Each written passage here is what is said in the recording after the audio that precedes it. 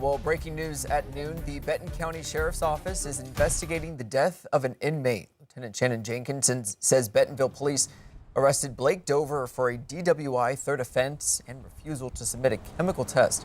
Investigators say Dover was found unresponsive in his cell around 5 this morning. He was taken to a hospital where he was pronounced dead. His body has been sent to the state crime lab. Of course, we'll be following developments on that. The manhunt is over for the suspect in the Brown University shooting, as well as a second attack in New England. Investigators say the same man is responsible for the murder of an MIT professor. The suspect died by suicide. CBS's Tom Hansen is in Providence, Rhode Island, with the details. After almost a week of pleading with the public for help, police in Providence last night said 48-year-old Claudio Manuel Neves Valente of Portugal was the man who killed 2 students at Brown University Saturday, and say he was a former student there between 2000 and 2001.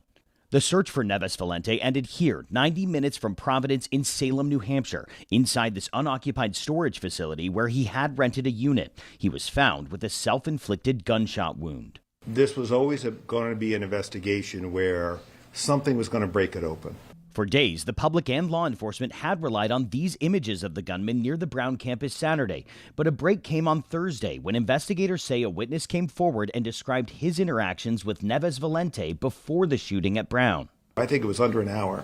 That person came forward, and that person led us to the car, which led us to the name, which led us to the photographs of that individual renting the car, which matched the clothing of our shooter here in Providence. Then, using a network of security footage, authorities were able to retrace the gunman's trail across New England, leading them to the home of MIT professor Nuno Loriero. On December 15th, he murdered MIT professor Nuno Loriero at Loriero's home in Brookline, Massachusetts. Police said the two attended the same academic program in Portugal between 1995 and 2000 and may have known each other. And following those revelations, Secretary Kristi Noem said the U.S. will put a pause on the diversity visa lottery program. Valente entered the country through that program in 2017. He was granted a green card. Now, as for investigators, they will continue to dig deeper on a motive. Tom Hansen, CBS News, Providence, Rhode Island. One Arkansas father accused of killing the man charged with sexually abusing his daughter was back in court. Aaron Spencer faces a murder charge in the shooting death of Michael Fossler. Fossler was awaiting trial at the time of his death. A pre-trial hearing on Thursday focused on video from Fossler's dash cam, which captured the shooting. Detectives now admit they lost that video. Investigators testified that the SD card containing the footage went missing and was only discovered earlier this month. It should shock the conscience of the court that that item of evidence has obvious, substantial value. I just can't imagine why it wasn't immediately preserved. The judge has not yet ruled on whether the missing dash camera video can be addressed at trial. She says she'll decide after the holidays. Now, Spencer's trial is scheduled to begin January 26th.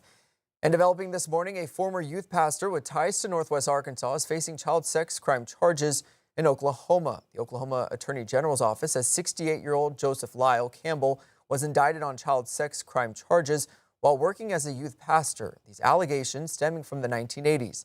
5 News reporter Claire Everbach has the latest.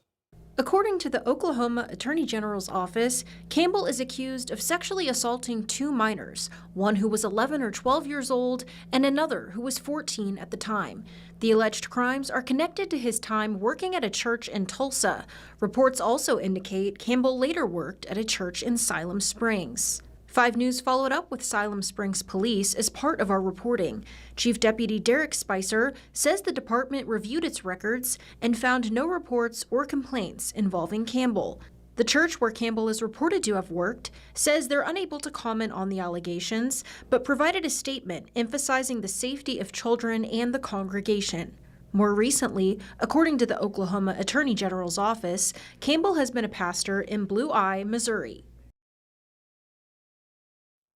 Thanks, Claire. Well, now to a tragedy involving a retired NASCAR champion in North Carolina. A plane carrying NASCAR great Greg Biffle and his family crashed north of Charlotte. 7 people on board died. Among the victims were Biffle's wife and 2 children. Christian Benavidez is in Statesville, where the plane went down. This security camera captured the fiery explosion as a Cessna C-550 jet carrying 7 people, including retired NASCAR champion Greg Biffle, crashed near the runway at the Statesville Regional Airport in North Carolina Thursday morning. It was really screaming. It came right over the house way too fast to be going anywhere good. First responders raced to the scene as tall flames and a massive plume of black smoke filled the air. Brevin Renwick lives nearby and saw the crash happen. Very heart-wrenching to view, given that, lives were lost in that. The plane was registered to Biffle. NASCAR says he, his wife Christina, and their 2 children, 14-year-old Emma and 5-year-old Ryder, were among the 7 victims. Father and son Dennis and Jack Dutton also died, along with Craig Wadsworth, who worked as a motorhome driver in NASCAR. Just 3 months ago, Biffle posted this photo from the cockpit of the same plane with the caption, "Excited to get back flying again." Biffle was a racing champion. His storied 3-decade career earned him a spot on NASCAR's 75 greatest drivers of all time list. He was also well known for his humanitarian efforts. Last year, he flew his personal helicopter on dozens of missions to help with Hurricane Helene relief in western North Carolina. My wife came up and said, "Are you going to go?" is all she said. And I just felt like if I don't go, who's going to? NASCAR called Biffle a fierce competitor and a friend to so many. Officials said that it was drizzling and cloudy about the time of the crash, but it's not yet clear if that may have had an impact. Cristian Benavides, CBS News, Statesville, North Carolina.